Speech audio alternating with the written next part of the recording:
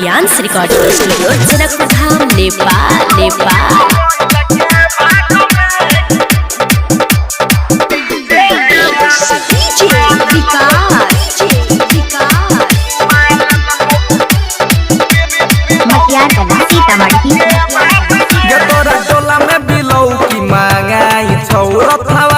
फसल से बुझाई छौ कि मन में गे मार ये तोरा टोला में बिलौ की मांगाई छौ रथा वाला से फसल से बुझाई छौ छौड़ा यो परे तारा पटरा के लग गेल कात में छौड़ा यो परे तारा पटरा के लग गेल कात में ये डीजे वाला चुम्मा ललकौ डीजे वाला चुम्मा ललकौ बिलौ की मंगैला के बाद में के डीजे वाला चुम्मा ललकौ बिलौ की मंगैला के बाद में के डीजे वाला चुम्मा ललकौ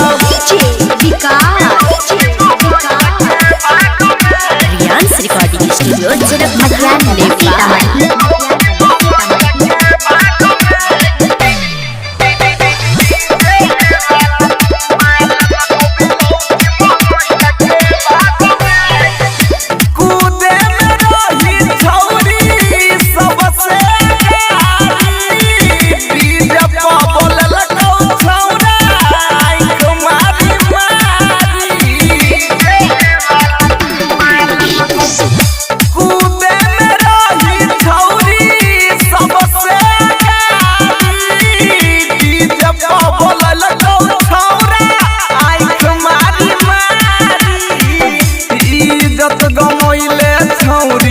रहले न लाज में इज्जत गमैले छौरी रहले न लाज में।